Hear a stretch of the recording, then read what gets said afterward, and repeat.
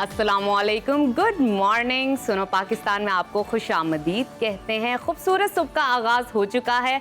हम आपके सामने मौजूद हैं कॉफ़ी के मग और इम्पोर्टेंट और इंटरेस्टिंग न्यूज़ के साथ। मैं हूं नजफ राजा और मेरे साथ मौजूद हैं उज़ैर मलिक। इस उम्मीद और दुआ के साथ आप लोग जहां भी होंगे खैरियत से होंगे। और अक्टूबर का जो पहला आज दिन है बड़ा खुशगवार है और सूरज चमकता हुआ इस वक्त दिखाई दे रहा है। और आज का हमारा जो प्रोग्राम है उसके हवाले से आपको बताएं, आज का हमारा प्रोग्राम बड़ा ख़ास है, बड़ा इंटरेस्टिंग है, क्योंकि आज के हमारे प्रोग्राम में शामिल हैं बहुत सी अहम चीज़ें जिनके बारे में आप जानना चाहते हैं। तो सबसे पहले हम बात करेंगे मुल्क भर के मौसम की, कि आखिर ये मौसम मुल्क में कैसा रहेगा और क्या इसमें कुछ तब्दीली भी मुतवक्के है या नहीं। और इसके बाद हम बात करेंगे मुल्क की सियासत की अहम खबरों पर बात की जाएगी। साथ ही साथ मौजूद होंगे पीपल्स पार्टी की सीनियर रहनुमा मोहतरमा शैला रजा साहिबा और आलमी मंजरनामे पे भी नुमाया होने वाली अहम वाक़यात पर भी हम गुफ्तगू करेंगे। और इसके साथ यंग रिसर्चर नक्शगाजी से जानेंगे बॉडी लैंग्वेज के राज और गुफ्तगू की हैरत अंगेज नफ्सिया।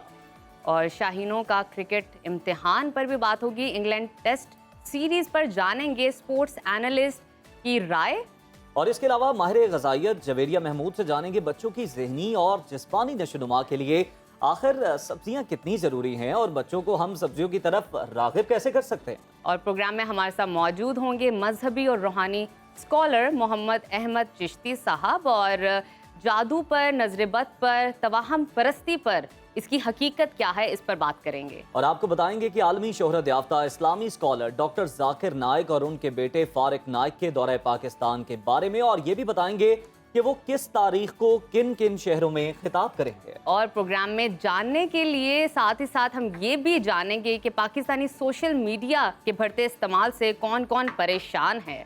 इसके अलावा आपको हम ये भी बताएंगे कि भारत के कौन से दो बड़े गुलकार हैं जो कि अमन के सफीर बन गए हैं। ये सब कुछ और बहुत कुछ जानने के लिए आपने कहीं नहीं जाना, प्रोग्राम देखते रहना है, रिमोट को साइड पे रख देना है। और इसके अलावा कोई टैलेंट अगर आप में मौजूद है और आप दुनिया को दिखाना चाहते हैं, सुनो पाकिस्तान में हमारे इस प्लेटफॉर्म में आप शिरकत करना चाहते हैं तो घबराने की जरूरत नहीं है, क्योंकि स्क्रीन पर नंबर दिए गए हैं। व्हाट्सएप, इंस्टा और फेसबुक की डिटेल्स आ रही होंगी, आप हमसे रब्ता कर सकते हैं और आपका जो टैलेंट है हम स्क्रीन पे लेकर आएंगे, पूरी दुनिया को दिखाएंगे। तो हम बात करते हैं मौसम की। इस वक्त गिलगित बल्तिस्तान और आज़ाद कश्मीर समेत खैबर पख्तूनख्वा के बालाई इलाकों में सूरज और बादलों की आंख मचोली का खेल जारी है हमेशा की तरह, मगर मुल्क के बेशतर इलाकों में मौसम गर्म और खुश्क है। आने वाले दिनों में आखिर मौसम कैसा रहेगा और सर्दी की आमद कब तक मुतवक्के है, जिसका सबको बेसब्री से और बड़ी शिद्दत से इंतजार है।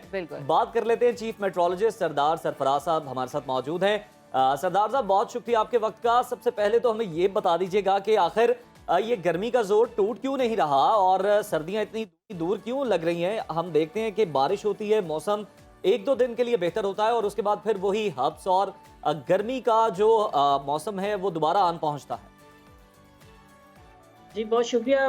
देखिए, मॉनसून अभी जैसे ख़त्म हुआ है तो मॉनसून के दिनों में तो आपको पता है कि जब तक मॉनसून हवाएं यानी समंदर वाली आती रहती हैं तो हब्स रहता है, उसमें ना गर्मी भी रहती है, कुछ ना कुछ हब्स रहता है। क्योंकि अगस्त तक या मिड ऑफ सितंबर तक तो आपने देखा कि खासे क्लाउड्स आ जाते थे, यानी क्लाउड पार्ट, अगर बारिश ना भी हो रही हो तो फिर भी उतना क्लियर स्काई और सनी नहीं होता था वेदर, तो जाहिर है कि गर्मी थोड़ी कम होती थी। तो अब तेज़ धूप होती है तो उसके बाद गर्मी आपको ज़्यादा लगती है। लेकिन अब ग्रेजुअली अब अक्टूबर के शुरू होते ही यानी एक आध हफ्ते बाद तो फिर इसमें नमी में नुमाया कमी आ जाएगी, वाज़ेह कमी आ जाएगी।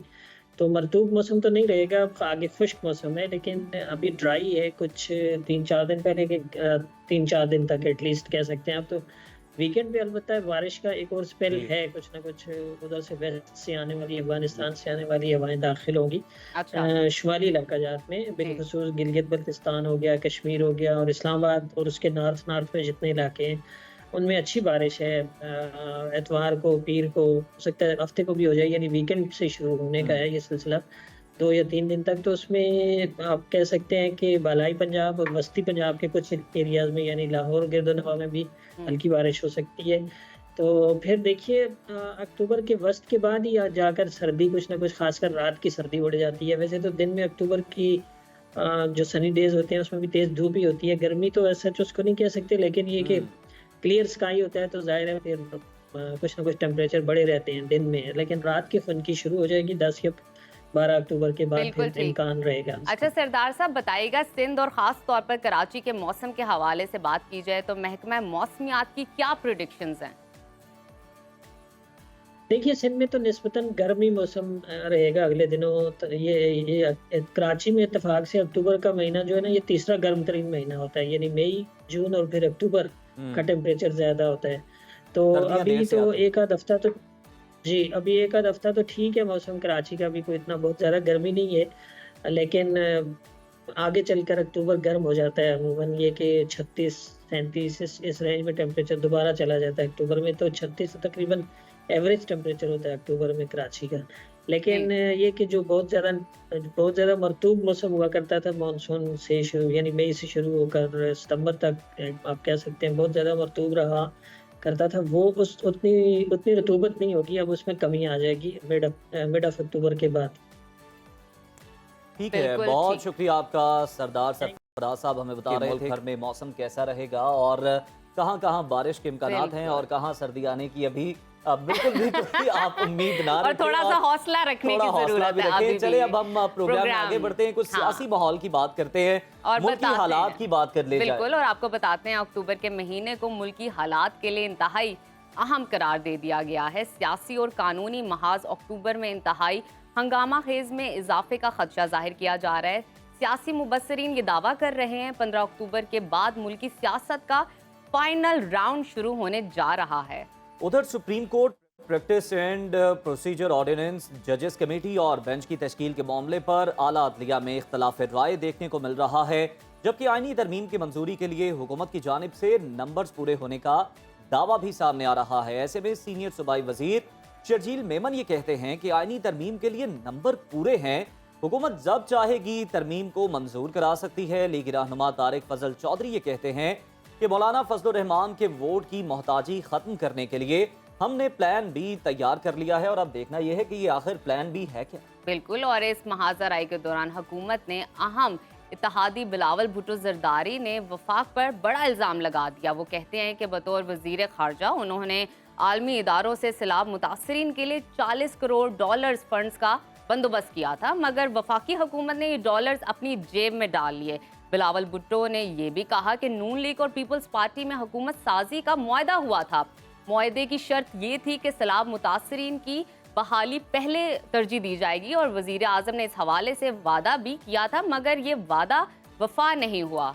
वो वादा ही क्या जो वफा हो जाए। इसी तमाम तर सूरत हाल पर बात करने के लिए हमारे साथ मौजूद हैं पीपल्स पार्टी की सीनियर रहनुमा शहला रजा साहिबा। मैडम, बहुत शुक्रिया आपके कीमती वक्त का। सबसे पहले तो हम बिलावल साहब के इल्ज़ाम पर आगे चलकर बात कर लेंगे। ये आपसे जानना चाहेंगे कि जो सैलाब मुतासरीन के लिए इमदाद की रकम भी हुकूमत अगर अपनी जेब में डाल लेती है, हुकूमती सतह पर यह रवैया अपनाया जाएगा, तो फिर निचली सतह पर तो अल्लाह ही हाफिज है। सियासतदानों का ये रवैया आखिर अवाम को क्या मैसेज दे रहा है आपकी नज़र में? बहुत शुक्रिया आपका। देखिए, जो ये क्लाइमेट चेंज जो इसमें आई वर्ल्ड में, इसमें जो जी ममालिक थे उसमें ये बात की गई कि पाकिस्तान का 0.1% भी इसमें हिस्सा नहीं है, जो इतनी सारी एनवायरमेंटल पोल्यूशंस और ये सब हैं उसमें। लेकिन सबसे ज़्यादा इफ़ेक्ट पाकिस्तान, और पाकिस्तान में सबसे ज़्यादा इफ़ेक्ट बलूचिस्तान और उससे भी ज़्यादा सिंध हुआ। तो ये सूरत हाल जो थी इंटरनेशनल लेवल पे मनवानी, ये बहुत मुश्किल बात थी, लेकिन पाकिस्तान ने अपनी कोशिशों से, हमारी सेनेटर शहरी रहमान साहिबा और सारे डेलीगेशन ने ये इंटरनेशनली मनवाया और एक इंटरनेशनल फ़ंड कायम कराया। और उस इंटरनेशनल फ़ंड ने ये रियलाइज़ किया कि ये क्लाइमेट चेंज इफ़ेक्ट हुआ है और इसके अफेक्टिस पाकिस्तान का सूबा सिंध सबसे ज़्यादा है। बिल्कुल ठीक। उसके बाद जो है एक फ़ंड मंजूर किया गया जिसमें पाकिस्तान पीपल्स पार्टी सिंध की हुकूमत की ये स्कीम मंजूर की गई कि जो ये 21 लाख ख़ानदान जो बेघर हुए हैं इनको हुकूमत घर बनाकर देगी।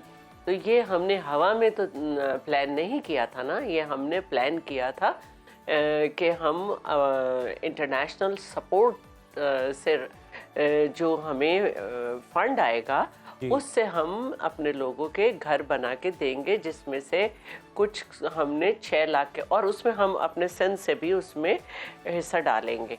तो 6 लाख के करीब हमने घर बनाए भी, और यकीनन कि अब ये आई है तो इसको, ये इमदाद जो आई है, इस आपको सिंध को देना होगा। ये एक अजीब सूरत हाल है कि जिस हुकूमत के पास भी सिंध का पैसा आता है, एक ने जो है वो अपनी कैबिनेट में बंद लिफाफा लहराया और वो सिंध का पैसा कहीं और कर दिया, और अब जब ये सिंध के हिस्से का पैसा आया है, ये कोई हुक्मरानों की जेब में नहीं जाएगा। ये एक सब देख रहे हैं कि किस तरह हम लोअर राइपेरियन है, हर तरह से जरा हम इफेक्ट बताइएगा होते हैं, इस हवाले पानी की से। कमी से भी।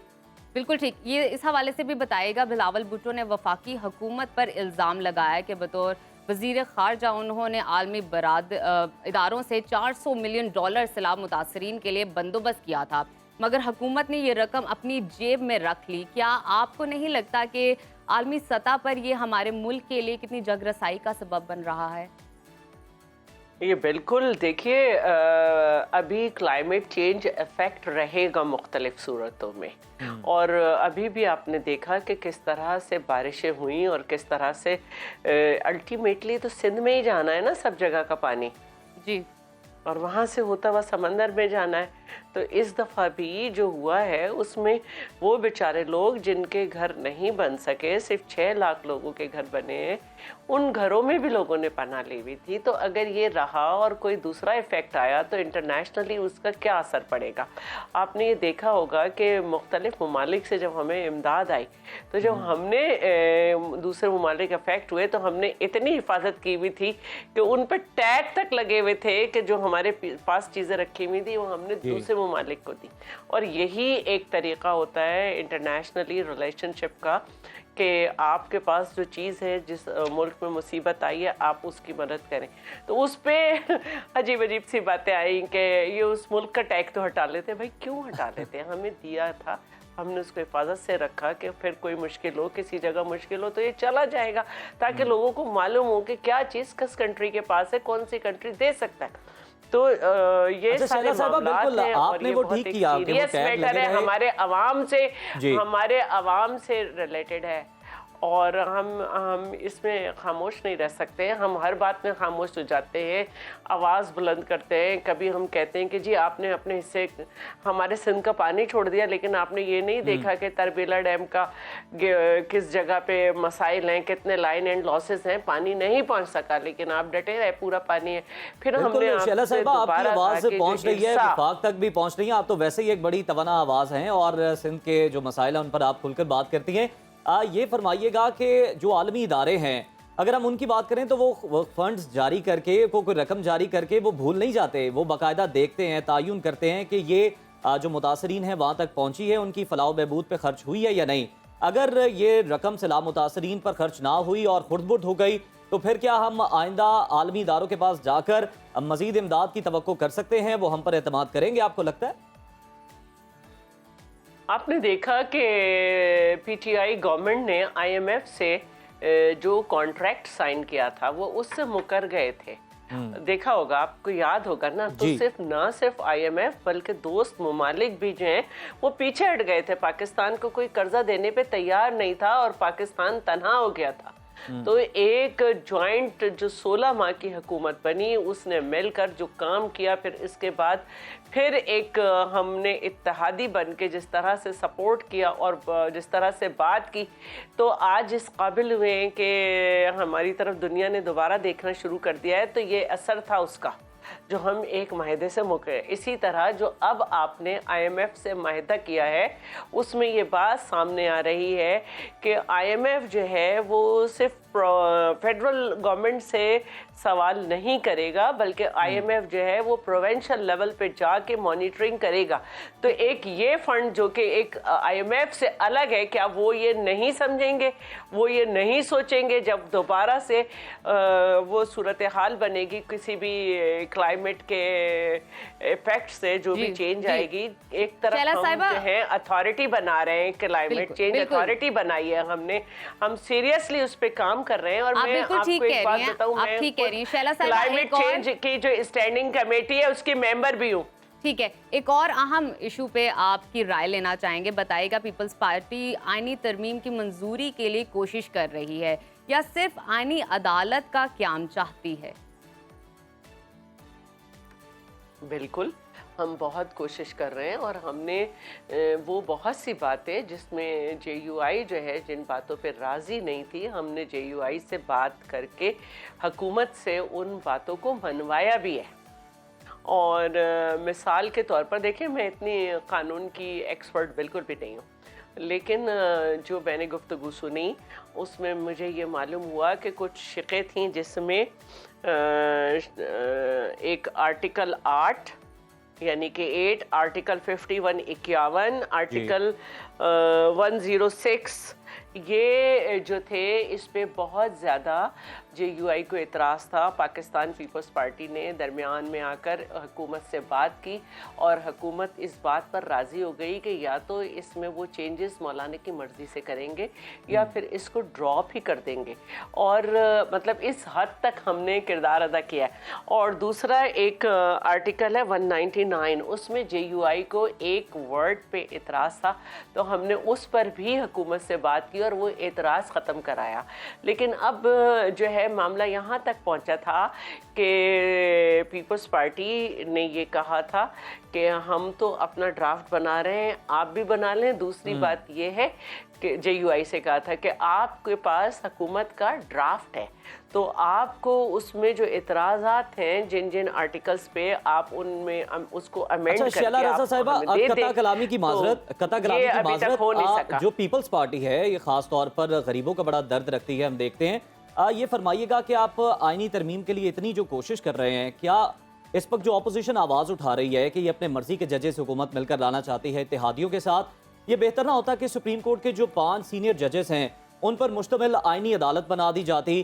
क्योंकि ये भी बात सामने आ रही है कि जब आप नए जजेस लाएंगे फिर आप उनको तनख्वाहें, मरात, उनकी रिहाइश गाहें और भी चीज़ें जो हैं वो प्रोवाइड करनी पड़ेंगी, तो गरीब मुल्क के लिए ये काबिल अमल मॉडल नहीं है। तो बेहतर है कि आप जो 5 सीनियर जजेस हैं उन पर मुश्तमिल आईनी अदालत बना दें, वो अपना काम करें और बाकी जो जजेस हैं वो दीगर केसेस को सुने। अच्छा, इसमें एक तो ये है कि आईनी अदालत कोई ऐसी नई बात नहीं है और 86 से ज़्यादा ममालिक में आईनी अदालत है और JUI और बानी PTI के भी इस पर सिग्नेटरी हैं ये COD के। उसमें ये बात रखी गई थी एक ऐसे वक्त में जब जजेस पे कोई एतराज़ नहीं था कि मुल्क में आईनी अदालत, क्योंकि 15% जो केसेस हैं वो 90% या 85% केसेस पे छाए रहते हैं और उनका टाइम नहीं होने देते, जिसकी बारहा मिसालें भी दी गई कि एक ऐसे शख्स को रिहा करने का ऑर्डर आया जो फांसी जिसको हुए हुए काफ़ी वक्त गुजर चुका था। इस तरह की बहुत सी मिसालें दी गई और ये तक मिसाल दी गई कि अब इससे बड़ी क्या मिसाल होगी कि इस मुल्क में बानी जो हैं कॉन्स्टिट्यूशन के, उनको भी आइन के मुताबिक सज़ा नहीं दी गई और 44 साल के बाद अदालतों ने ये रियलाइज किया ये सारी मिसालें शैला साहिबा हमारे सामने मौजूद हैं। लेकिन मेरा जो इसका मतलब है कि इस मुल्क को एक आईनी, आपके दूसरे सवाल की तरफ आती हूँ, बिल्कुल 56 ममालिक में ये होंगी आईनी अदालतें, सवाल की तरफ आती हूँ, गरीब मुल्क ये बर्दाश्त कर सकता है? आपसे ये जानना चाह रहा हूँ जो IMF के रिलीफ पे गरीब मुल्क को ये बर्दाश्त करनी चाहिए, क्योंकि गरीबों ही की सुनवाई नहीं होती और सियासतदान अपने केसेस लेके पहुंच जाते हैं और उसमें हो रहा होता है। जहां तक बात है आईनी अदालत, शैला साहिबा क्या इस तरह मुमकिन नहीं है कि जो जब तक ये कानून सामने नहीं आता, आपको पता नहीं, एक मिनट जी जब तक कानून सामने नहीं आता आप ये नहीं कह सकते कि इनको लगा दें, क्योंकि उनकी क्वालिफिकेशंस जो है उसके TORs हैं और उनमें मुख्तलिफ चीज़ें हैं, तो ये देखना होगा और इसमें कोई जल्दी नहीं है। ये मैं कहना चाहती हूँ हुकूमत से और आप लोगों से कि इसमें कोई जल्दी नहीं है। पाकिस्तान पीपल्स पार्टी को लोअर कोर्ट के जजेस की एज पे बहुत एतराज है और आज से नहीं, बहुत पहले बिल्कुल बड़ी पहले से एतराज है। शैला साहिबा आपका पॉइंट आ गया। अब मैं आपसे राय लेना चाह रहा हूँ बड़ा बसद एहतराम कि आपको नहीं लगता कि जो 3-3 माह की छुट्टियां हैं अगर उनको खत्म कर दिया जाए, उनको कम कर दिया जाए, तो भी जो केसेस का बोझ है वो सुप्रीम कोर्ट से कम हो सकता है? दूसरा तरीका भी है।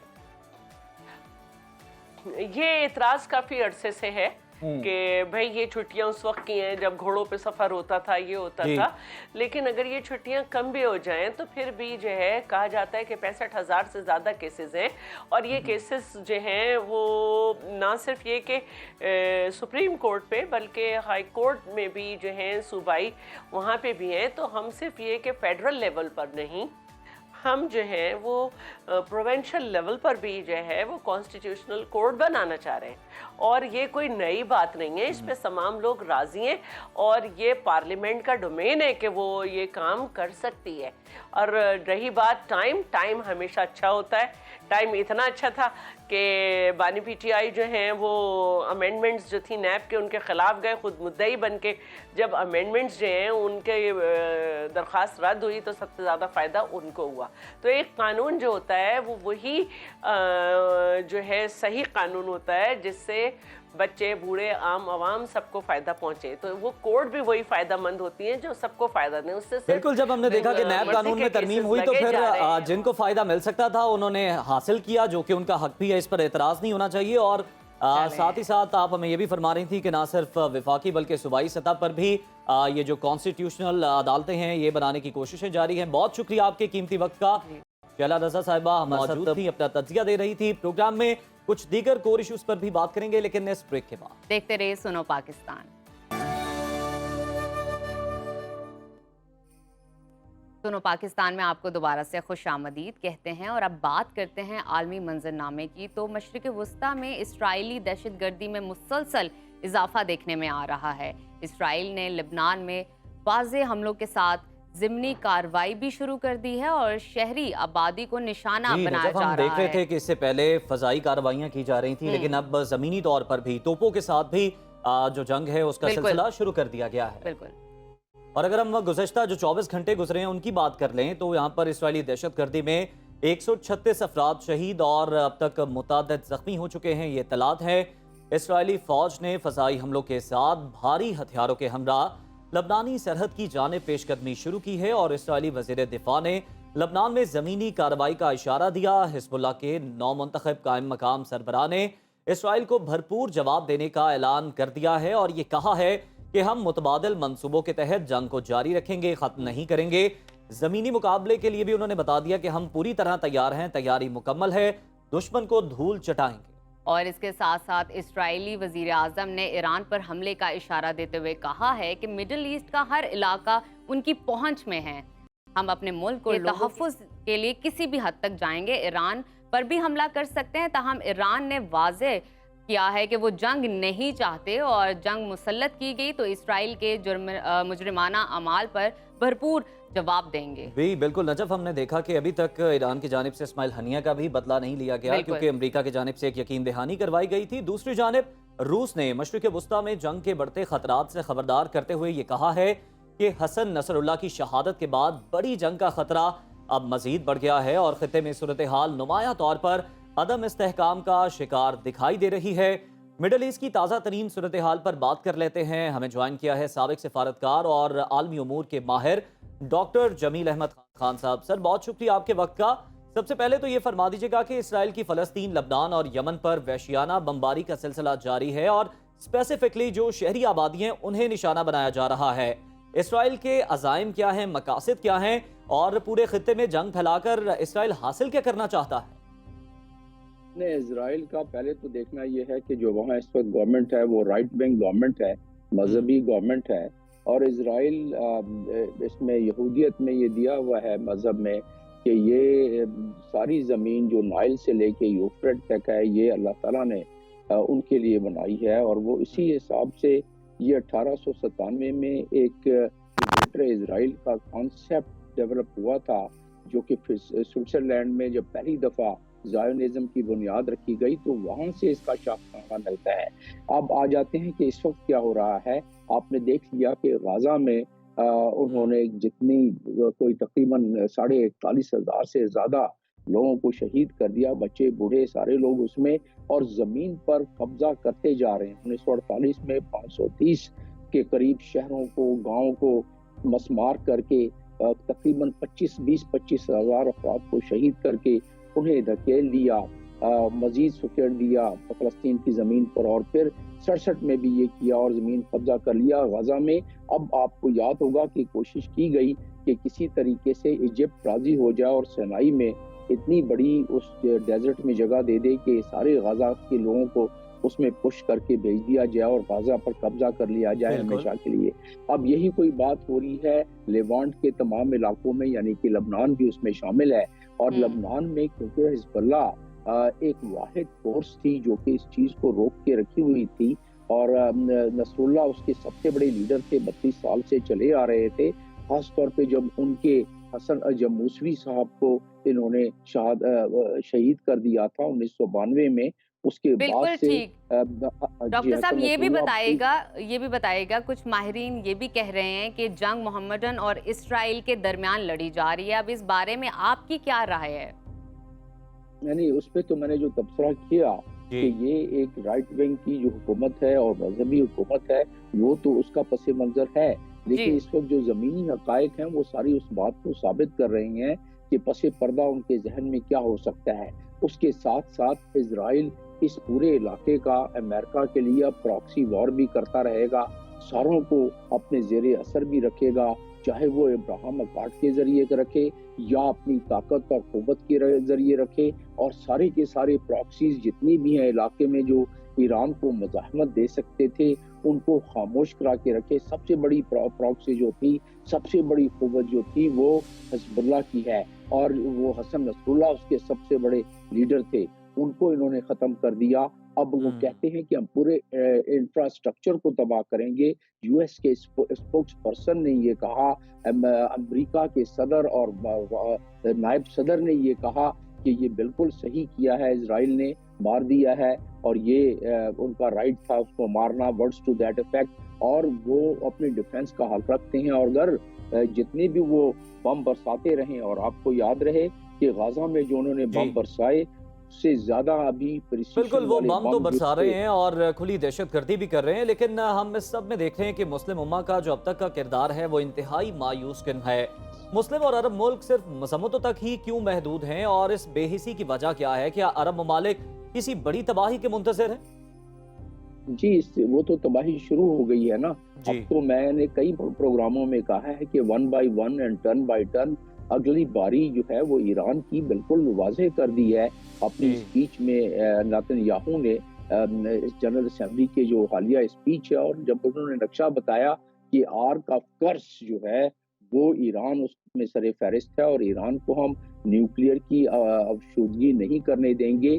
और ये आपको याद रहे कि ओबामा के ज़माने में उन्होंने इजाज़त मांगी थी अमेरिका से कि हम बम्बार्डमेंट करके ईरान की न्यूक्लियर जो वो ताकत डेवलप करने की कोशिश कर रहे हैं उसे ख़त्म किया जाए, लेकिन इजाज़त नहीं मिली।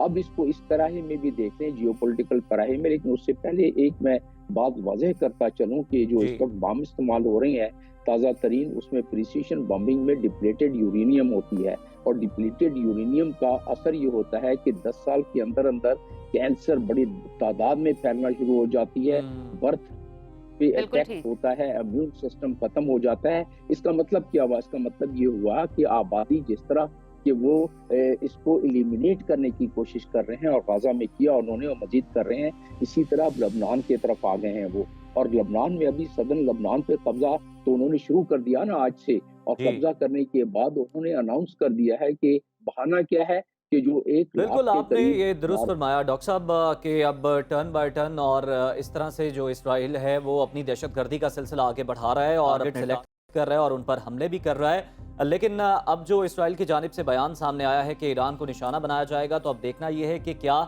ईरान को निशाना बनाने का इसराइल खतरा मोल ले सकता है, क्योंकि ये इसराइल के खुद के लिए, इसराइल की सलामती के लिए भी बड़ा खतरनाक साबित होगा। और साथ ही साथ उज़ैर, अमेरिका में सदारती इलेक्शन भी होने जा रहे हैं, हमें ये भी देखना है कि उस पर क्या इम्पैक्ट क्रिएट करेंगे। होंगे। तो अभी वक्त हुआ छोटी सी ब्रेक का, आपने कहीं नहीं जाना क्योंकि बहुत सारी इंटरेस्टिंग न्यूज हम मजीद आपको देने वाले हैं। देखते रहिए सुनो पाकिस्तान।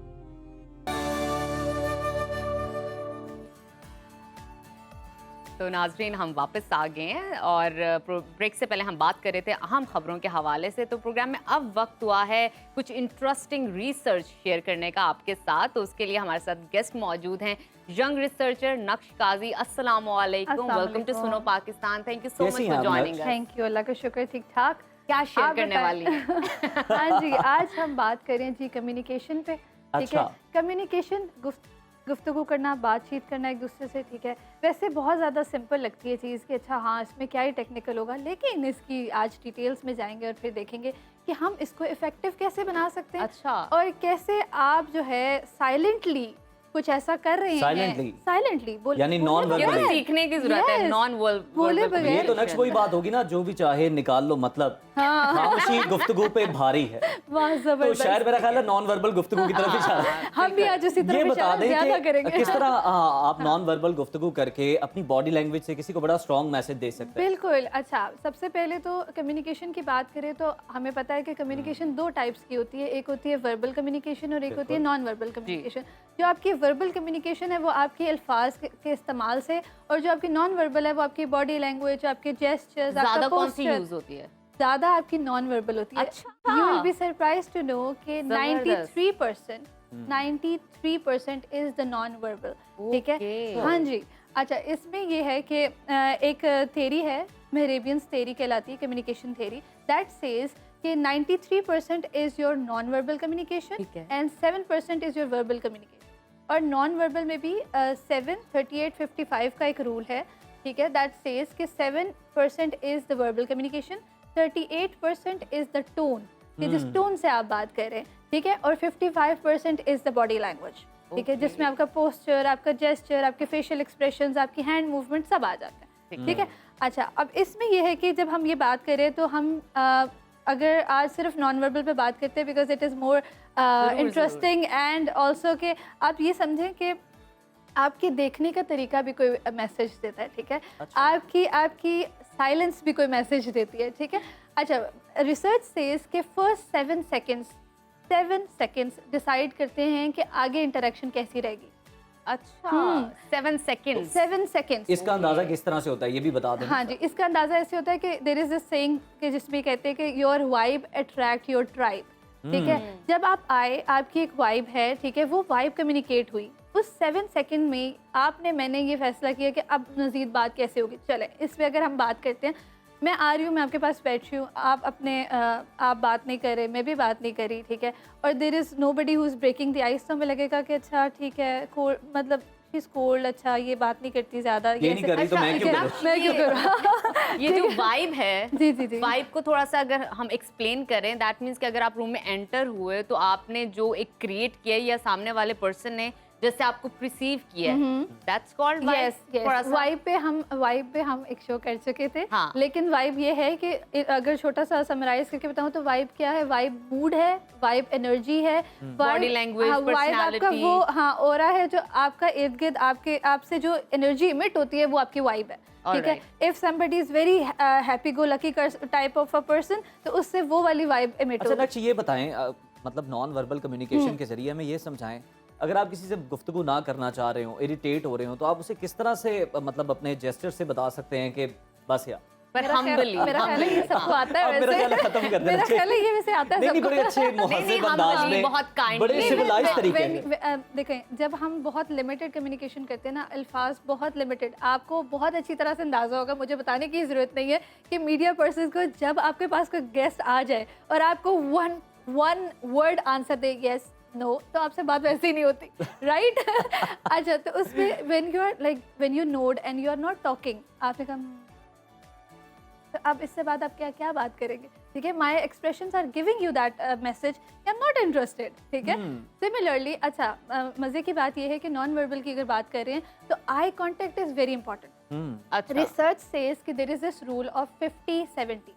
50% आप जब भी किसी से बात करें तो उससे आई कांटेक्ट मेंटेन रखें 50% ऑफ द टाइम। ठीक है, आधा टाइम उसकी तरफ देख के बात करें, और 70% आप उसकी तरफ तब देखें जब वो बोल रहा है। That shows your interest, that shows कि आप अगले को ट्रस्ट कर रहे हैं, अगला आपको ट्रस्ट कर रहा है, आप उसकी बात सुनना चाह रहे हैं, आप इंटरेस्टेड हैं। ठीक है, if somebody is talking to you और आप इधर उधर देख रहे हैं और आप इंटरेस्टेड नहीं है, तो दैट शोज कि आप इंटरेस्टेड नहीं है। अच्छा, आपने कहा फर्दर बगैर सवाल बोले भी ना कैसे बताए? अगर कोई जी। फर्दर सवाल भी ना पूछे, दैट मीन्स ऑल्सो के इंटरेस्टेड नहीं है अगला बंदा। हाँ, वो मुझे अच्छा एक और मज़े की बात आपसे शेयर करती हूँ। हमारे ब्रेन में जो है मिरर न्यूरॉन्स होते हैं, ठीक है? हमारे ब्रेन में जो मिरर न्यूरॉन्स हैं ना, वो आपको ये बताते हैं कि आप अब कैसे पेश आएंगे। एम्पैथी जो आप करते हैं ना, जैसे फॉर एग्जांपल अगर एक बंदा शाउट कर रहा है और दूसरा पोलाइट टोन में बात कर रहा है, तो अब दोनों में से किसी एक के जो न्यूरॉन्स है ना, वो उसको मिरर करना शुरू कर देंगे। या तो अगला वाला बंदा लाउड हो जाएगा, ठीक है, अच्छा। चीखते चीखते आ जाएगा, डिपेंड करता है किसका डोमिनेट कर रहा है, ठीक है। आप ऐसा ऐसा बात करें, अगला चीखता जा रहा है, हो सकता है अगला धीमा हो जाए आपकी बात सुन के, और ये भी हो सकता है आप लाउड हो जाए, और हो ये क्या सकता बात है है? अगले की इंटेंशन हो आपको प्रोवोक करने की, ये भी तो हो सकता है। हो सकता है, लेकिन बिल्कुल हो उकसाया सकता भी है, तो जाता है। बिल्कुल। लेकिन देखिए वो आप मिरर करते हैं ना, मैं जब बात कर रही हूँ या वो बंदा जब बात कर रहा है, तो वो इस तरह बात नहीं कर रहा था, ठीक है। या तो वो आराम से बात नहीं कर रहा था, या वो शाउट करके बात नहीं कर रहा था, ठीक है। लेकिन जब उसने आपको देखा कि नक्श, आप आप भी ऐसे बड़ी करेंगे- अच्छी बात कर रही हैं, लेकिन दामन वक्त में गुंजाइश बड़ी कम है। मजीद सवाल फिर नहीं हम हम किसी दिन आपको पूछेंगे। सहमत देंगे। फिल वक्त आपका शुक्रिया। और ब्रेक पे चलते हैं और फिर ब्रेक के बाद आकर जो दीगर हमारे इश्यूज हैं उन पर बिल्कुल, बात करते हैं, आपके साथ शेयर करेंगे। देखते रहिए सुनो पाकिस्तान। पाकिस्तान।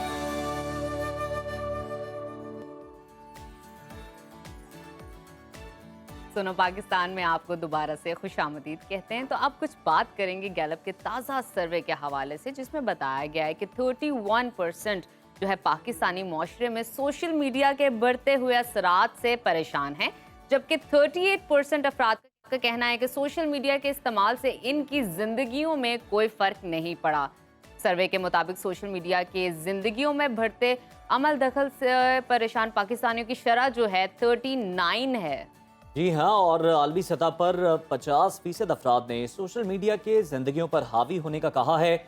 बाहर ये रेशो बहुत ज्यादा है, जबकि मशरिक वस्ता की बात करें, मिडल ईस्ट की, तो वहाँ पर 57% अफराद सोशल मीडिया के जिंदगियों में बढ़ते अमल दखल से परेशान नजर आते हैं। ज़हर, आपको क्या लगता है, क्या असरात मुरतब होते हैं? असरात होते हैं, लेकिन आप देखें ना, आप देखें किसी भी चीज़ का ज़्यादा इस्तेमाल जो है ना वो बुरा है। आप बिल्कुल। बहुत ज़्यादा इस्तेमाल भी करते हैं, आप स्क्रॉल करते रहते हैं, हर वक्त वीडियोस हैं कि वो खत्म होने का आपको नाम नहीं पता है? लेती, लामुतनाही हाँ, सिलसिला है। बिल्कुल। और होता ही है कि आप अपने अंगूठे की ना, अंगूठे से ज्यादा आप करते हैं ना, चलाते ऐसे, हैं, हाँ। तो अंगूठे की लकीरें मिटाते रहते हैं, आप वीडियोस देखते रहते हैं। और आपको पता है ज़हर, सबसे ज्यादा मसला इससे क्या क्रिएट होता है, आपका ना फोकस टाइम जो है ना हमारा, वो बहुत कम हो गया। अच्छा, इसकी हम अगर- 5 सेकंड से ज्यादा कुछ नहीं देख पाते, हाँ। हम बोर हो जाते हैं, हमें नेक्स्ट कुछ चाहिए, फिर बिल्कुल, इंटरेस्टिंग मैं कुछ बता रहा हूँ ना, चाहिए। हम स्क्रॉल करते रहते हैं। हाँ। असरात की बात करें तो नजफ बड़े खतरनाक भी हैं। और दूसरा, इस चीज में हम देखते हैं कि जो इन्फ्लुएंसर्स हैं उनकी जानिब से ऐसी लाइफ दिखाई जाती है जिसमें कोई दूर दूर तक परेशानी का जिक्र नहीं है।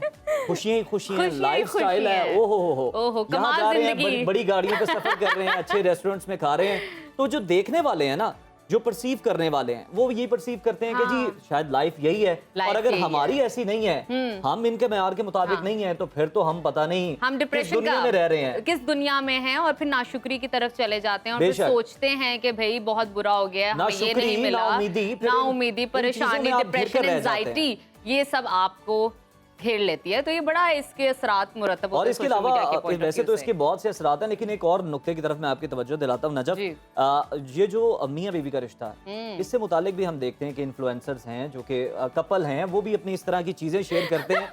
और जो देखने वाले हैं उन्हें लगता है कि बस जो जिंदगी है ना, ये फूलों मियाँ की, बीवी का रिश्ता जो है यही है। ये फूलों की सेज है, इसमें कोई डिफरेंसेस नहीं दोनों के दरमियान हो सकते। हाँ। सब बड़ा बेहतरीन है, आइडियल चलता रहेगा, और रावी चैन ही चैन लिख रहा होगा। क्या ही बात है। लेकिन असल जिंदगी में जो हकाइक हैं वो कुछ और होते हैं, कुछ मामला कभी डिफरेंसेस तो भी मेरे आ हाल जाते में हैं, ये तो जिम्मेदारी कहीं ना balance चलती कहीं है। इन्फ्लुएंसर्स पे भी पड़ती है कि वो दुनिया को और जरा देखने वालों पे भी है, हकीकत- देखने हाँ, वालों पे भी है कि भाई हकीकत उसे की तरफ रियलिटी ना आएं। समझ लें, हाँ। जो आप देख रहे हैं उसे मिनवान सच ना समझ के बैठ जाएं और अपनी जिंदगियों पे मनफी असरात ना मुरतब करें। खैर, एक और खबर है, वो शामिल कर लें या हाँ। फिर अब खेल के मैदान की तरफ चलें? खेल के मैदान की तरफ चलते हैं और आपको बताते हैं पाकिस्तान और इंग्लैंड के दरमियान 7 अक्टूबर से टेस्ट सीरीज होने जा रही है।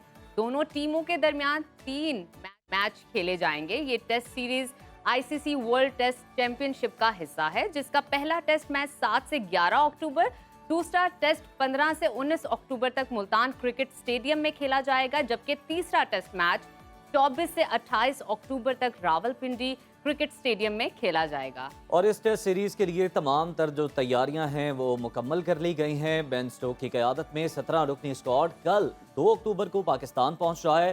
पहले टेस्ट के लिए पाकिस्तान के 15 रुकनी स्क्वाड का भी ऐलान किया गया है। शान मसूद टीम की क़यादत करेंगे और इससे पहले भी उन्होंने सीरीज बांग्लादेश के खिलाफ पाकिस्तान ने खेली, उसमें भी उन्होंने क़यादत की और जो नताइज निकले वो भी हमारे सामने हैं। जबकि जो साउथ शकील हैं उन्हें नायब कप्तान मुकर्रर किया गया है। आज से शाहीनों ने मुल्तान में डेरे डाल लिए हैं, तरबियती कैंप शुरू हो गया, पसीना बहाया जा रहा है, प्रैक्टिस की जा रही है और कौमी टेस्ट कप्तान शान मसूद ये कहते हैं कि इंग्लैंड के खिलाफ टेस्ट सीरीज में हम बेहतर परफॉर्म करने की कोशिश करेंगे और हम सब भी, पूरी आवाम भी यही उम्मीद कर रही है, दुआ भी कर रही है। टेस्ट सीरीज के लिए टिकटों की ऑनलाइन फरोख्त शुरू हो गई है, जबकि जनरल इंक्लोजर में पहले दिन दाखिला मुफ्त होगा। ये तो बड़ी अच्छी बात है। और वैसे भी जनूबी पंजाब में खासतौर पर मुल्तान स्टेडियम में जब मैचेस होते हैं ना, तो जो स्टेडियम है वो खचाखच भरा होता है। तो अगर फ्री है तो फिर आप पहला दिन, उन्होंने कहा पहला दिन, फिर तो सोच लें कि अगर सीट किसी को ना भी मिली तो वो खड़ा होकर भी देख लेगा। बिल्कुल एंजॉय कर पाक सकेगा। इंग्लैंड टेस्ट सीरीज पर आप बात कर लेते हैं। हमारे साथ मौजूद हैं स्पोर्ट्स तज्जियाकार अहमर नजीब सत्ती साहब ने हमें ज्वाइन किया है। अहमर, बहुत शुक्रिया आपके वक्त का। सबसे पहले तो इस टेस्ट सीरीज के हवाले से मैं ये बताइएगा कि ये 7 अक्टूबर से शुरू हो रही है, कौमी टीम से क्या तवक्कुआत हैं? क्या कौमी टीम अपने कोई रिकॉर्ड में रद्दोबदल कर पाएगी? जी, बहुत शुक्रिया मधु करने के लिए। देखिए, फैंस या कोई एनालिस्ट हो या कोई क्रिकेटर हो, कोई भी आप तबका जिंदगी का उठा लें, इस वक्त सबकी जो तवक्कुआत है वो नीचे जा चुकी है, क्योंकि जाहिर है कि 2023 से लेकर अब तक पाकिस्तान क्रिकेट टीम की अक्रॉस द फॉर्मेट परफॉर्मेंस बहुत बुरी है। बांग्लादेश से हालिया हमें टेस्ट वाइट वॉश हुआ अपने ही घर के ऊपर, तो इंग्लैंड तो उनसे काफी मजबूत टीम है और हमारा कुछ बैटिंग में भी हम स्ट्रगल कर रहे थे, स्पिन डिपार्टमेंट भी हमारा अनश्योर है, फास्ट बॉलिंग में भी हमारे बॉलर्स जो है वो इंजरी से कंपेयर करके आए तो उस तरह अपने रिदम में नहीं दिख रहे हैं। और बीच में हमारी क्रिकेट बोर्ड इतने जबरदस्त है कि उन्होंने जहां पर 2 टेस्ट सीरीज थी उनके बीच में वनडे टूर्नामेंट ऑर्गेनाइज करा दिया, ना कि फर्स्ट क्लास क्रिकेट होती, ताकि प्लेयर आपको इनफॉर्म प्लेयर हो सकता है कोई मिल जाता। तो अपने टीम को बैक करेंगे, लास्ट जाहिर है हम पाकिस्तानी है, लेकिन कोई उम्मीदें इतनी ज्यादा नहीं है। हो सकता है कि पाकिस्तानी टीम हमारी उम्मीदों से बेहतर परफॉर्म करे। जी बिल्कुल। अच्छा, ये बताइएगा, इंग्लैंड के खिलाफ पहला टेस्ट के लिए कौमी जो टीम है वो 15 रुकनी स्क्वाड का ऐलान कर दिया है और शान मसूद टीम की क़यादत करेंगे। तो कौमी स्क्वाड कितना बैलेंस नजर आ रहा है आपको? बैलेंस तो बिल्कुल भी नहीं है। उसकी वजह यह है कि क्या कहें अमर, फिर बैलेंस आउट है, कुछ इंजरी का भी शिकार। जी, बैलेंस इसलिए आउट लगता है कि देखिए, हम टीमें जब जीतती है ना, पहली बात ये कि हमें अपने घर पे नहीं पता कि हमारी स्ट्रेंथ क्या है। बांग्लादेश को पता है कि स्ट्रेंथ स्पिन डिपार्टमेंट अपने घर में जब खेलते हैं। अभी रिसेंटली श्रीलंका ने टेस्ट सीरीज हराई है न्यूजीलैंड को, उनको पता है उनके घर में स्पिनिंग विकेट है तो उनकी स्पिन स्ट्रेंथ है।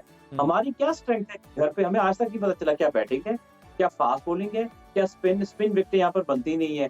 फास्ट बॉलर अब हमारे पास उतने अच्छे फिलहाल है नहीं, बैट्समैन हमारे स्ट्रगल करते हैं, हमें कोई पता नहीं हमारी स्ट्रेंथ क्या, तो इसलिए हम कंफ्यूज हैं अपने घर के ऊपर कि होना क्या चाहिए ना। तो ये कंफ्यूजन कब तक सॉर्ट आउट होगी? ये कंफ्यूजन तब तक सॉर्ट आउट होगी जब तक आप दिलेर नहीं बनेंगे। हमारे यहाँ आज नहीं, पुराने कप्तान भी अगली टीमों को देखे डर के बैटिंग विकेट बना देते थे। यानी ये पिच को चेंज करते थे अगली ऑपोजिशन को देखे। जब आप पिच को अगले से डर कर पिचेस चेंज करते हैं, फिर आपकी क्रिकेट कभी ग्रो नहीं करती, फिर आप डर के खेलते हैं। आप मुझे बताएं, इस साल पाकिस्तान ने साउथ अफ्रीका जाना है, वहां पे बड़ी मुश्किल पिचेस होती हैं, तो क्या वहां पर आप अपनी मर्जी से पिच को चेंज कर सकेंगे? तो आपका स्किल सोचा भी नहीं जा सकता। अमर, अच्छा अहमद, आपसे ये भी जानना चाहेंगे कि बांग्लादेश के हाथों व्हाइट वॉश का जिस तरह से आपने तस्करा किया, उसके बाद पॉइंट्स टेबल पर तो हमारी जो इस वक्त पोजीशन है वो खासी नीचे चली गई है, 8वें नंबर पर हैं हम। टेस्ट सीरीज में अगर हम जीत जाते हैं, मेहनत करते हैं, कोई गैर मामूली कारकर्दगी दिखाते हैं, तो हमारे पॉइंट्स कितने बेहतर हो सकते हैं? देखिए, ये वर्ल्ड टेस्ट चैंपियनशिप का जो साइकिल है, इसमें तो हमारा चांस नहीं है ना आगे। ये तो बस हम बहुत नीचे चले गए, ये तो हमारे हाथ से निकल गया। अब आगे की तैयारी करें कि आगे जो अगला टेस्ट साइकिल शुरू होगा वर्ल्ड टेस्ट चैंपियनशिप का, कि उसमें हम कुछ अच्छा करें। और ये जो टेस्ट साइकिल गुजरा है, इसमें ज्यादातर मैचेस हमारे घर पे थे, हमारे पास गोल्डन चांस था, लेकिन हमने इसका कोई भी फायदा नहीं उठाया और घर पे ही हारते चले गए। तो इसमें टीम पॉलिटिक्स, टीम में यूनिटी ना होना, रॉन्ग चेयरमैन आना, रॉन्ग टीम्स होना, रॉन्ग सिलेक्शन होना, ये तमाम वो अमामिल हैं जो ग्रेजुअली स्लोली जिन्होंने हमारी टीम को यहाँ तक पहुंचाया है। बिल्कुल ठीक। अच्छा, इस बारे में भी हमें बताइएगा कि पाकिस्तान में चैंपियंस कप हुआ है और शादाब खान की पैंथर्स ने कप जीता। ये जो चैंपियन वन डे के इनकाद से टेस्ट सीरीज में पाकिस्तान को कितना फायदा हुआ है? जी, बहुत ज्यादा माशाल्लाह फायदा बिल्कुल भी नहीं हुआ। मैं कहना ये चाहूंगा कि इसका कोई फायदा नहीं हुआ। वही है ना कि इस वक्त आपका रेड बॉल जो है ना, आपने आगे टेस्ट सीरीज खेलनी है तो जो 4 ओवर क्रिकेट होती है वो होनी चाहिए थी। अभी बांग्लादेश खत्म हुई ना, तो आई डोंट नो तो पीसीबी में ये प्लानिंग करते हैं, स्केड्यूल बनाते हैं ना, तो वाइट बॉल क्रिकेट है, उसमें भी आपने पहले स्टार प्लेयर उतारे, लोगों की तवक्कुआत बढ़ी, लोगों ने मैचेस देखना शुरू किए, वो बीच में से निकाल के ले गए स्टार प्लेयर्स को, सब चले गए आखिरी 2-3 मैचेस में, तो मतलब मजा किरकिरा हो गया। टूर्नामेंट में जितनी हाइप बनाई थी, टू बी वेरी ऑनेस्ट, अगर मैं आपको सही बताऊं, जितनी इसकी हाइप बनाई थी, अगर एग्जीक्यूशन की बात करूं, जितना पैसा लगाया है उसके मुकाबले में टूर्नामेंट की जो एफिशिएंसी थी वो बहुत कम। अच्छा, पैसा तो लगाया, लेकिन हम देख रहे हैं कि चैंपियंस वनडे कप के बाद मोहम्मद यूसुफ ने पाकिस्तान टीम सेलेक्टर के ओहदे से इस्तीफा भी उन्होंने दे दिया है। क्या वजह है, क्या वो मजबूरी ऐसी आन पड़ी कि उन्हें इस्तीफा देना पड़ा? कोई अंदर की खबर है आपके पास? जी बिल्कुल, वो कुछ सिलेक्शन के कुछ नामों के ऊपर इख्तलाफात थे, जिसमें मोहम्मद यूसुफ का स्टांस था, वो कुछ और नामों को चाहते थे, लेकिन अच्छा। बाकी जो सिलेक्टर थे वो एक और तरफ थे, जिसपे उन्होंने अपना एहतजाज रिकॉर्ड कराते हुए इस्तीफा दिया। उन्होंने कहा कि मैं कोचिंग पे ज्यादा जो है वो अब इंटरेस्टेड हूँ मासवाई के सिलेक्शन के। और दूसरी बात यह कि सिलेक्शन कमेटी भी तो ठीक नहीं है ना। देखिए दुनिया में क्या होता है, पहले आप जूनियर सिलेक्टर के तौर पे काम करते हैं, फिर आप सीनियर सिलेक्टर होते हैं, फिर आप चीफ सिलेक्टर होते हैं। हमारे यहाँ आप कुछ भी नहीं करते, डायरेक्टली चीफ सिलेक्टर रखते हैं या डायरेक्टली सिलेक्टर लगता है। जब आपने जिंदगी में कोई काम किया नहीं है तो आप कैसे अच्छे से करेंगे ना। तो हमारा सिस्टम ही टोटली सही नहीं है। तो आप जब तक ये छोटी छोटी चीजें ठीक नहीं करेंगे तो आपकी जो ओवरऑल क्रिकेट है वो सही नहीं होगी। जी बिल्कुल। अच्छा, ये बताइएगा कि women T20 world cup start होने वाला है, तो जब हम मेंस वर्ल्ड कप की तरफ आते हैं तो वहाँ पे बड़ा जोश हमें नज़र आता है, लेकिन जब हम विमेंस T20 वर्ल्ड कप की तरफ आते हैं तो वो जोश हमें क्यों नज़र नहीं आता? क्या वजह देखते हैं इसकी? तो बिल्डअप भी नहीं है। पाकिस्तान क्रिकेट बोर्ड बिल्डअप ही नहीं देता खवातीन की क्रिकेट को, ना खवातीन की क्रिकेट जबकि वो के लिए बड़ा कोई अच्छा कैंप प्ले लगता है। करती हैं और बड़ा पॉजिटिव, और उनकी स्ट्रगल नज़र आ रही होती है कि कितना वो इनपुट दे रही हैं उसमें। देखिए पहले मुल्क में अगर सिर्फ 200 लड़कियां क्रिकेट खेलेंगी तो क्वालिटी कहाँ से निकलेगी। एक तो ये बात, ये क्रिकेट की प्रमोशन खवातीन की क्रिकेट में उस तरह से नहीं होती, उस तरह से एफर्ट पुट नहीं होते उनकी क्रिकेट को आगे ले जाने के लिए जिस तरह से होना चाहिए। दूसरी बात, जितनी लड़कियां खेल रही हैं उनको प्रमोट ही नहीं किया जाता, वो बात ही नहीं की जाती। हमें तो ये नहीं पता होता कि 11 लड़कियां कौन सी हैं जो खेलेंगी या 15 का स्क्वाड कौन सा खेलेंगे।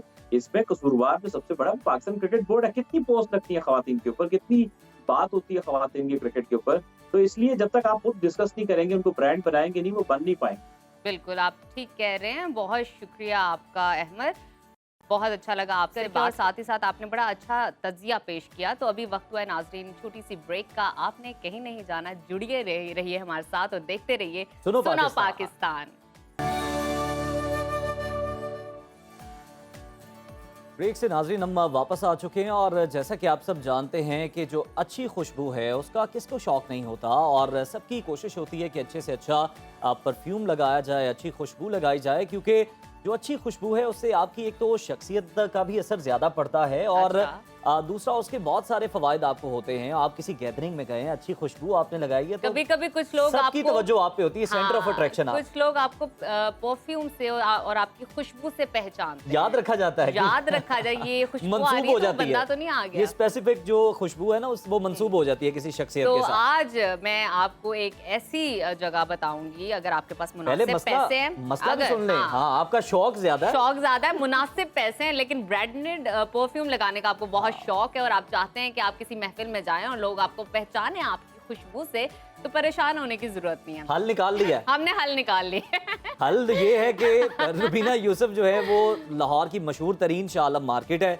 वहाँ पर वो कुछ परफ्यूम्स की दुकानों पर मौजूद हैं, तो हम उनके पास ही चलते हैं, उनसे बात करते हैं। जी रुबीना, देखिए ये पैकेज।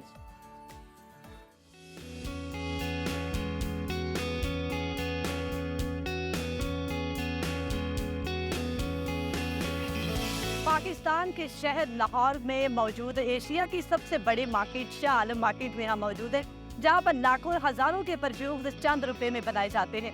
तो आइए इन शॉप्स का विजिट करते हैं कि वो किस तरह से परफ्यूम बनाते हैं, और मैं भी बहुत एक्साइटेड हूँ कि देखें हैं कि परफ्यूम बनाने का प्रोसेस क्या है। तो मेरे साथ रखिए।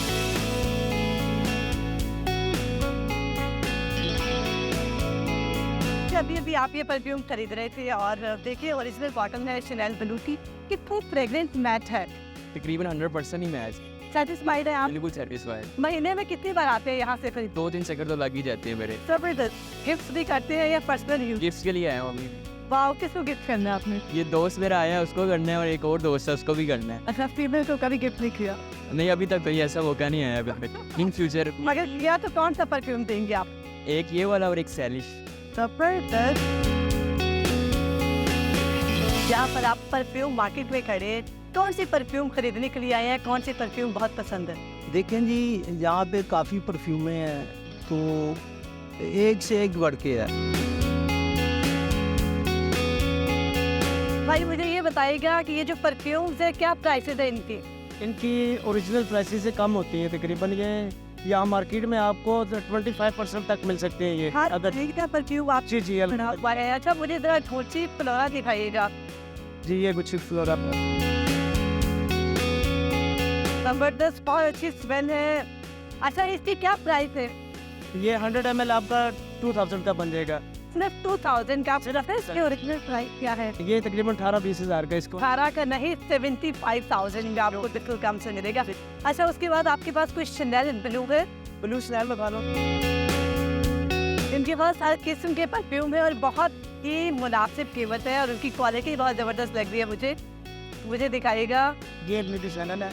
ये ओह माय गॉड, जबरदस्त। अच्छा, इनके पास आपकी जो ओरिजिनल बॉटल्स नहीं है आपके पास? ओरिजिनल बॉटल होती है, लेकिन उनकी प्राइस भी थोड़ी सी होती है। कितनी होती है? मुझे ना उनके ब्यूटी चैनल की शीशी आपको मिल जाएगी 2500-3000 की।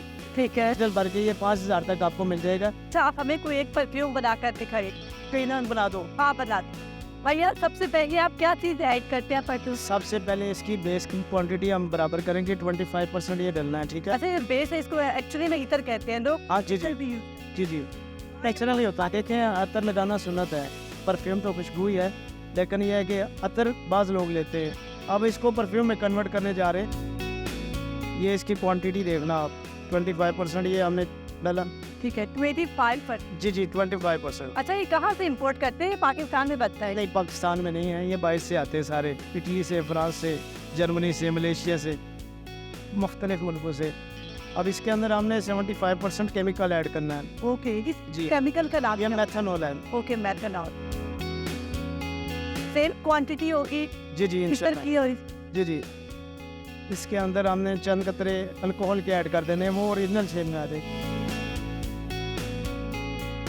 सबसे पहले हमने बेस यूज किया है इतर, उसके बाद मेथनॉल। जी जी, मेथनॉल, उसके बाद एथेनॉल यूज करेंगे। जी, मेथनॉल। ये हर बंदे का स्किन बनाने का तरीका है या हर बंदा अलग अलग? देखें, ये सीखने का अमल है, सारी जिंदगी लग जाती है बंदे को सीखने में, तो ये अपना अपना फार्मूला है, हर बंदे के पास अपना नॉलेज है।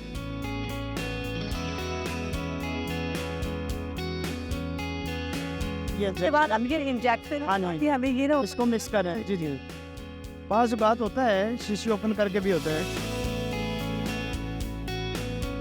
ये कितने % ओरिजिनल स्मेल से मैच करता है? ये तकरीबन 100% ही होता है, क्योंकि आपने सिल्वर ट्रीट सूंघा, आपको आइडिया हो गया है। कुछ फ्लोरा सूंघा है।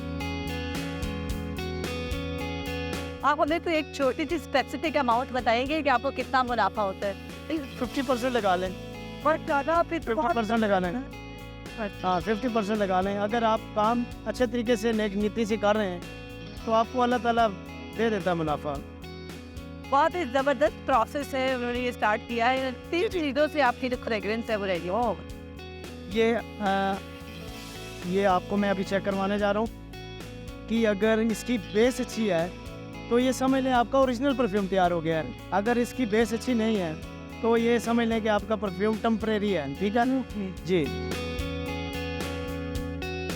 अल्हम्दुलिल्लाह हमारा परफ्यूम रेडी हो गया, तो मैं आपको चेक करवाने जा रहा हूँ इसकी खुशबू।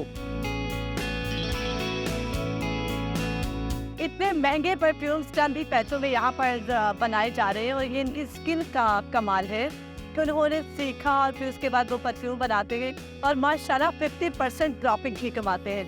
आप चेक करें ये परफ्यूम। अमेजिंग, आपने बताया ये ओरिजिनल मैच कर रहा है। ये नहीं बहुत ही जबरदस्त है भैया, मतलब मैं आई एम रियली एक्साइटेड कि इतने जबरदस्त परफ्यूम बनाए जाते हैं, इतनी महंगी, और आप लोग इतने चंद पैसों में देते हैं।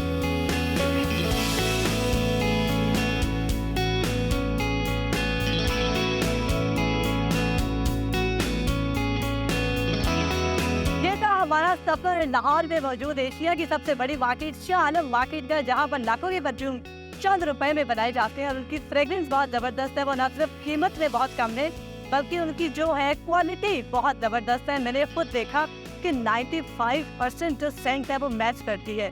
तो यहाँ पर आए, परफ्यूम्स खरीदे और मैंने देखा है कि अमीर लोग भी आते हैं भाई यहाँ पर परफ्यूम्स खरीदने। अपनी जो है ओरिजिनल बॉटल्स को भी प्रिंट करवाते हैं और वो गाड़ी में रखते हैं, पता ही नहीं चलता वो स्पेनल है, न्यूअर है, ओरिजिनल है, अंदर कौन चेक करेगा, no idea. So it was very wonderful experience और देखते रहिए हमारा सुनो पाकिस्तान।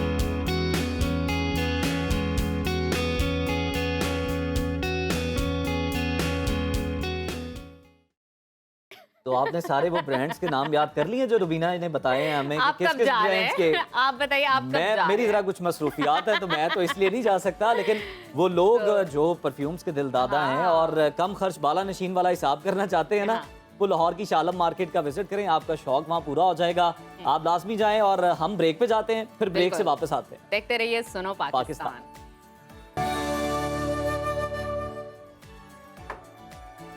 तो नाजरीन, आज एक ऐसे अहम मसले पर हम बात करने जा रहे हैं जिसका सामना तकरीबन हर वालिदैन को ही होता है, और वो मसला ये है कि बच्चे सब्जियों को पसंद नहीं करते। आजकल फ्रोज़न फूड की तरफ, जंक फूड की तरफ ज़्यादा जाते हैं। और हमें याद है कि बचपन में जो बड़े थे वो शौक से सब्जियां खाया भी करते थे, खिलाया भी करते थे, और अक्सर तो कच्ची सब्जियों को भी प्रेफर करते थे। और जदीद दौर में हम बात करें तो फास्ट फूड है, प्रोसेस्ड खाने हैं, फ्रोज़न फूड है, जिन्होंने हमारी खुराक की जो आदात हैं इनको यकसर बदल के रख दिया है।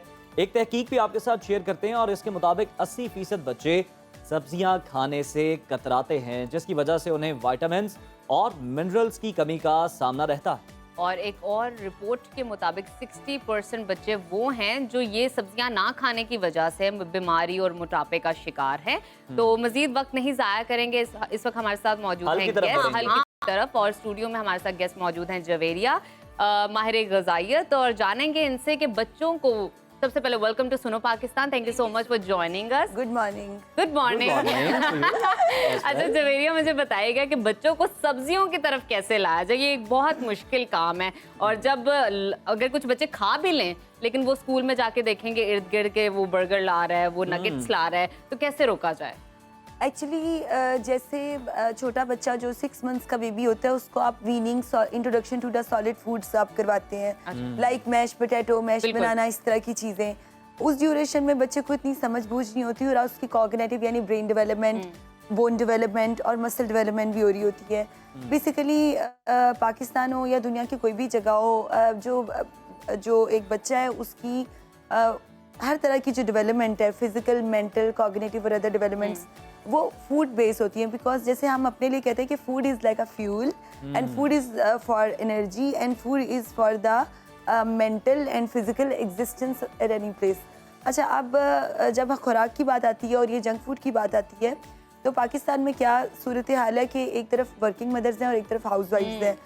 बट जब ये कहा जाता है ना, मदर्स अपने मुंह से भी अक्सर बता रही होती है कि हम बहुत लेजी हैं, बहुत स्लो गए थे, तो कमर्शियल फूड्स बच्चों को दिया जाता है, फ्राई करके नगेट्स दे दिए, विंग्स दे दिए, बर्गर बना दिया। या अगर बच्चा कुछ अच्छा काम कर रहा है तो वो उसको कहते हैं कि वी आर, मतलब उसको बोलते हैं कि आपको बाहर लेके जा रहे हैं और बाहर का कोई देंगे, मैकडॉनल्ड्स लेके देंगे, ट्रीट देंगे। हाँ, मतलब we are not referring to any, because we are not referring to any specific you can say brand or something but things are like this के बहुत सी ऐसी अनहाइजेनिक प्रिकॉशनरी मेजर्स जो बाहर के लोग, जहाँ बाहर खाना बन रहा होता है, वो जिसमें मरी हुई मुर्गी और चीज़ें, ये शारमाज पता नहीं और क्या कुछ होता है, जो कि ये कॉज करता है बच्चे की ना सिर्फ हेल्थ डिमेरिट्स का, बल्कि साथ ही साथ उसकी जो इंटरनल और एक्सटर्नल हेल्थ है वो भी मुतासिर होती है।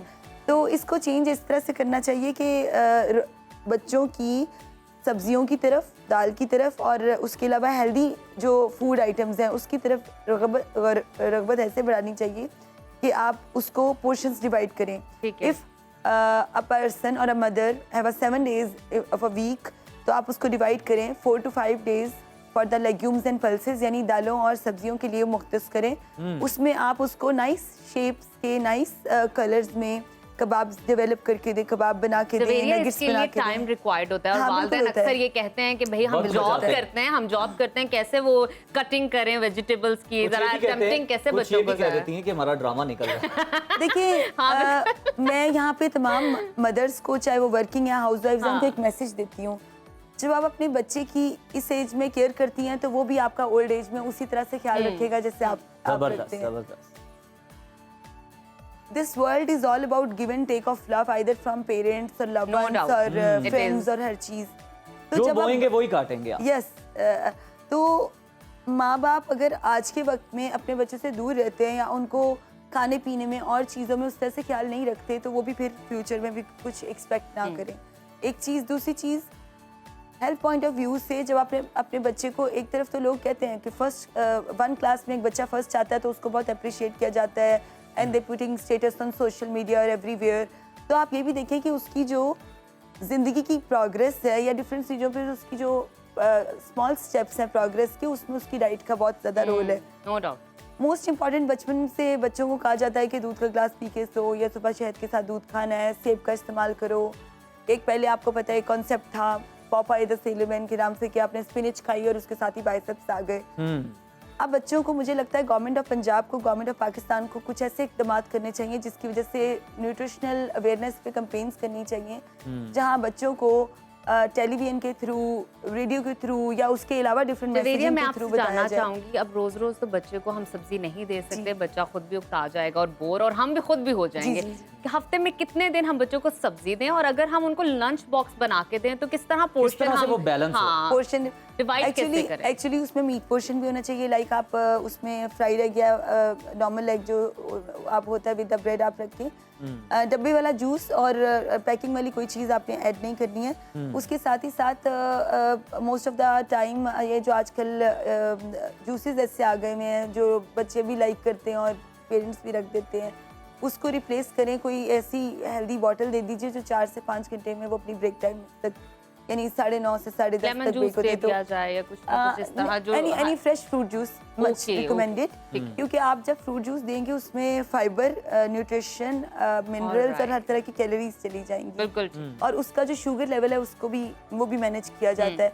अच्छा, जब आप बच्चा वापस आता है और हाँ पानी का इस्तेमाल उसको बताया जाए कि काफ़ी करे, और पानी को आप डिटॉक्स भी कर सकते हैं। आइदर बच्चे भी कर सकते हैं और वो लोग जो जैसे आप लोग हैं और दोपहर तक यहीं पे हैं तो उनके लिए भी है कि पानी का इस्तेमाल भी और डिटॉक्स वाटर भी करें ताकि बॉडी साथ साथ क्लींस भी होती रहे और एक्टिव भी रहे। मेटाबॉलिज्म फास्ट करने का एक रूल नंबर 1 है कि active life is the best life. Yes, बच्चे और कुछ हमारे बैंक्स, मीडिया के लोग अर्ली राइजर्स होते हैं, पर rights are makes you like a king and queen to make in the life active. It's very important. बिल्कुल ठीक। जवेरिया, बहुत शुक्रिया। थोड़ा सा वक्त में कमी है, नहीं तो मजीद सवालात अभी मेरे माइंड में आ रहे थे बहुत जो अच्छी थे। ड्रिंक्स पीना चाहिए और उस तरह से फल को वैसे खा और लेना उज़ैर, चाहिए। सबसे मुझे ज़रा इम्पोर्टेंट बात ये लगी है कि पेरेंट्स का बड़ा किरदार है। पेरेंट्स खुद भी ज़रा फास्ट फूड कम खाएं तो बच्चे भी उनको देख के थोड़ा सा चीज़ें अडॉप्ट करते हैं। पेरेंट्स से ज़ाहिरी सीखते हैं बात ना है, बच्चे, तो पेरेंट्स से सीखेंगे। अगर आप अच्छी डाइट की उन्हें आदत डालेंगे, सब्जियां खाएंगे उनके सामने, तो फिर वो भी खाएंगे। अगर आप खुद कुछ और खाएंगे, उन्हें कहेंगे सब्जी खाओ तो और खुद कुछ तो और कहेंगे खा रहे पहले हैं। आप खा के दिखाएं। और कुछ तो सब्जी ऐसी है लोगों को उनके नाम भी मालूम नहीं, शनासाई नहीं है, जैसे और डर से शायद जाते आपको भी हैं। पता ना अरबी की कौन सी सब्जी मुझे पता है, मैंने बहुत खाई, मुझे पसंद ये है। तो अच्छी अभी बात वक्त हुआ छोटी सी ब्रेक का, आपने कहीं नहीं जाना, हमारे साथ रहिए, देखते रहिए सुनो पाकिस्तान। वेलकम बैक नाजरीन, और प्रोग्राम में अब हम अपने आखिरी सेगमेंट की जानिब बढ़ते हैं और एक ऐसा मौजू हम आपके लिए लेकर आए हैं जो ना सिर्फ हमारे माशरती रवैयों में बहुत गहरी जड़ें रखता है बल्कि मजहबी और रूहानी नुक्ता नज़र से भी इंतहाई अहमियत का हामिल है। आज हम बात करेंगे जादू, तोहम परस्ती और नजर बद की हकीकत पर। और इसके साथ साथ आपको ये बताते हैं कि इस तरह के मामला जब भी आपकी ज़िंदगी में आते हैं तो बहुत सारी चीज़ें डिस्टर्ब हो जाती हैं, लेकिन अल्लाह ताला ने उसमें भी हमें एक सूरत फलक बताई है कि उसका विर्द करें ताकि आप इन चीज़ों से बच सकें, और कुरान और अहदीस भी हमें यही सब बताती हैं।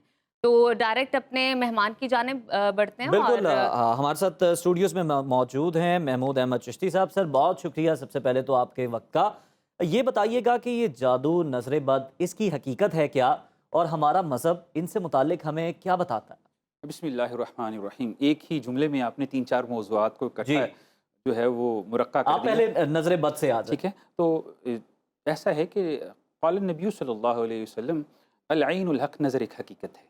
नज़र की हकीकत होने में हमें जब हदीस मिलती है तो हमें मुसलमान होने के नाते से इस बात पर यकीन हो जाना चाहिए कि अल्लाह के नबी ने इरशाद फरमाया नज़र एक हकीकत है, और अगर कोई चीज़ तकदीर पर सबकत ले जा सकती तो वो नज़र होती। अल्लाह के नबी के एक सहाबी जनाब सहल बिन हनीफ चले जा रहे हैं, उन्होंने अच्छा खूबसूरत लिबास ज़ेबतन किया हुआ है, अचानक गिरे और गिरकर तड़पने लगे। सहाबा उठा के अल्लाह के नबी की बारगाह में ले अर्ज़ किए, या रसूलल्लाह ये हमारे भाई हैं। अल्लाह के नबी ने इरशाद फरमाया तुम क्यों अपने भाई को हलाक करते हो? सहाबा ने अर्ज़ किया, या रसूलल्लाह हमने तो कुछ नहीं किया। फरमाया तुम में से किसी ने इसको नज़र लगाई है। यानी नज़र इतनी बड़ी चीज़ है कि मैं रिवायत पढ़ रहा था कि नज़र अल्लाह के हुक्म से इंसान को इस कदर जोश दिलाती है, उनकी उसकी अपनी जो है वो अपनी सोच के बरक्स, अपनी जो है विल के अगेंस्ट इतना जोश दिलाती है कि इंसान पहाड़ पर चढ़ता है, गिरता है और मर जाता है। जब इंसान को नज़र लगी हुई होती है तो इंसान के डिसीजंस भी समटाइम ऐसे हो जाते हैं। कभी कभी आपने देखा होगा कि आप किसी अच्छे इवेंट पे या शादी पे या किसी भी ऐसी जगह पे गए जहाँ पे आप लोगों से थोड़ा सा मुनफरिद नज़र आ रहे हों जी, तो वापस आके आपको बुखार चढ़ जाता है या आप गिर सर जाते दर्द करने लगता है। ठीक है, आपका उसका वजह ये नहीं होती कि जी थकावट हो गई है। सम टाइम ऐसा होता है कि नज़र लग भी जाती है। और जिब्रील अमीन अल्लाह के नबी की बारगाह में आए, अर्ज़ किया, या रसूलल्लाह आप कुछ मग़मूम लग रहे हैं। तो अल्लाह के नबी ने इरशाद फरमाया कि जनाब हसन हुसैन को नज़र लग गई है। फिर नज़र के इलाज का अल्लाह के नबी ने दम भी जो है वो तालीम फरमाया है। यानी इससे बड़ा सबूत क्या होगा कि हसनैन करीमैन को नज़र लग गई और सरकार इस मामले पर मग़मूम है। तो ऐसा हो जाता है, ऐसा नहीं है कि नज़र नहीं लगती। इसके फिर साइंटिफिक पहलू भी हैं कि आंखों से कौन सी कैसी रेज निकलती हैं, क्या निकलती हैं, बॉडी पे पड़ती हैं, वो एक अलग पहलू है। हम सिर्फ मजहबी तौर पर, क्योंकि वक्त हमारा जिस किस्म का है, तो बात यह है कि नज़र अक्सर लोगों को लग जाती है और उसके लिए अल्लाह के नबी ने दुआ भी तालीम फरमाई है, आऊज़ु बिकलिमातिल्लाहि ताम्माति मिन कुल्ली शैतानि व हाम्मा व मिन कुल्ली ऐनिल लाम्मा। और इसके पीछे एक हिस्ट्री भी है, नज़र के पीछे एक हिस्ट्री भी है जो कि कदीम तारीख से मिलती है। और जी आप मैं आपसे सवाल करना चाहूँगी, कभी कभी ये भी सुनने में आता है कि माँ ज़्यादा प्यार से देखे तो ये भी सुनने में आता है कि माँ की नज़र लग गई। अच्छी नज़र भी होती है क्या? नज़र की कैफियत होती हैं। देखें, किसी भी चीज़ की शिद्दत जो है या कसरत जो है वो हमेशा खैर नहीं होती। पानी हयात है, ज़रूरत से ज़्यादा पानी हो जाए तो वो भी नुकसानदेह हो जाता है। तो मैं बात कर रहा था कि नज़र का कदीम तरीन वाक़या जो है ना इस्लामी तारीख में और तफसीर में जो मिलता है, जनाब याकूब नबी जीना अलैहिस्सलाम का, हम कह सकते हैं कि ये 5600 कब्ल मसीह बिफोर क्राइस्ट की बात है कि जनाब याकूब नबी अलैहिस्सलाम ने अपने 8 बेटों से कहा कि मेरे बेटो तुम तादाद में कसीर हो और जवान भी हो, खूबसूरत भी हो, तो एक दरवाजे से कभी मत गुजरना। अब्बाजान क्यों? फरमाया तुम्हें नज़र लग सकती है। इसीलिए हमारे यहाँ कुछ माएँ ऐसी भी होती हैं कि जिनके 2 या 3 या 4 बेटे इकट्ठे हों या 3, तो उन्हें एक सवारी में भी नहीं भेजती, इकट्ठा भी नहीं करती कि कहीं इनको नज़र ना लग जाए। नज़र ऐसी चीज़ है जो इंसानों के लिए बहुत ही नुकसानदेह साबित हो जाती है। बल्कि अरब की तारीख में ऐसे आइन लोग भी मौजूद हैं और मिलते हैं जो खड़े हुए जानवर को नज़र लगाते थे और गिर जाया करते थे। सूरह नून वल कलम के अंदर इन ऐसे लोगों के मुतल्लिक गुफ्तगू भी की गई है और उस तफसीर में बयान किया गया और आयात भी नाजिल हुई हैं जो नज़र लगाया करते थे। और नज़र जो है वो वाकई एक हकीकत के तौर पर मौजूद है। बिल्कुल हकीकत तो है मौलाना साहब, लेकिन हम देखते हैं कि लोग जो है ना वो किसी भी चीज़ को नज़र के खाटे में डाल देंगे, कहेंगे नज़र बद हमें लग गई है, कोई भी मसला हो गया उन्हें, या कह देंगे कि जी हम पे पता नहीं शायद कोई जादू कर दिया गया है। तो इस बात का फिर तायुन किस तरह हो कि आपको नज़र लग गई है, इसको किस तरह से उतारा जाए? देखें, उतारने का एक सीधा सीधा तरीका तो आपको पहले से बयान कर दिया कि मुहतरमा ने भी बताया कि कुरान मजीद का सूरह फलक और नास ये आइन लोगों के लिए है। फिर वो हदीस मुबारका की दुआ आऊज़ु बिकलिमातिल्लाहि ताम्माति मिन कुल्ली शैतानि व हामा व मिन कुल्ली ऐनिल लामा, सीधा सा तरीका है नज़र को दूर करने का। कहीं आपको जाने की ज़रूरत नहीं है, कोई धुनियाँ देने की ज़रूरत नहीं है, कोई चक्कर लगाने की ज़रूरत नहीं। जब कुरान जैसी रहनुमाई, मिर्चें जलाने की ज़रूरत नहीं, लेकिन ये प्रोफेशनल जलाई जाती हैं। ठीक है, तो ये एक प्रोफेशनल तरीका है। ये एक्चुअली हमारे यहाँ ना हमारे बुनियादी तौर पर सब कॉन्टिनेंट की डोमेन से आया है, जो कि हिंदू हम एक ही कल्चर में रहते थे, तो वहाँ से ये रस्मन रिवाजन हमारे अंदर कन्वर्ट हुआ है, सरायत कर गया। इसके बरक्स जो आप जादू की बात कर रहे हैं, तो ये एक ऐसा टॉपिक है जिसके ऊपर रिसर्च भी हुई है, जिसके ऊपर जो है आपको इंसाइक्लोपीडिया ऑफ ब्रिटानिका में हवाले मिलेंगे, ज्यूज इंसाइक्लोपीडिया में मिलेंगे, हिस्ट्री ऑफ इजिप्ट में मिलेंगे। बल्कि मैं तो इस चीज़ को इस तरह से देखता हूँ कि जब मुझे जादू के मुतल्लिक कुरान जैसी किताब में आयतें उतरती हुई नज़र आती हैं और सूरतें नाजिल होती नज़र आती हैं। जनाब मूसा नबी अलैहिस्सलाम का वाक़या नज़र आता है, या फिर सिहाए सित्ता की किताबों के अंदर मुझे अहादीस और रिवायात मिलती हैं, या मौला कायनात चाहे ज़रवान पे जाते हुए दिखाई देते हैं, तो मुझे ये मानना पड़ता है कि वाकई जादू भी एक हकीकत है, क्योंकि अल्लाह भी फरमा रहा है। और फिर हमारा मुआशरा नहीं, हम कहते हैं कि जी पाकिस्तानी या इंडियन, नहीं नहीं नहीं, आप कबाला का जादू फॉरेनर बहुत ज़्यादा लोग करते हैं, वेस्टर्न वर्ल्ड में बहुत ज़्यादा है, बल्कि इसके ऊपर बाकायदा तौर पर किताबें भी लिखी गई हैं। मैं रिसेंटली पढ़ रहा था C.J.S. थॉमसन को, जिसने a history of black magic लिखी है, तो उसने जादू के मुतल्लिक बहुत तफसील से और जो है बहुत जो है वो लंबे तरीके से। अब रहा सवाल जो अभी आप कर रहे थे कि जी हर चीज़ में जादू होता है, ऐसा कुछ नहीं होता। कुछ गलतियां आपकी अपनी भी होती हैं, हम जो सामने आती हैं हम ब्लेम गेम करते हैं। यस, हम ब्लेम गेम करते हैं अपनी नाकामी को, अपनी नुकसान को छुपाने के लिए हम जादू को मुर्द इल्ज़ाम ठहराते हैं।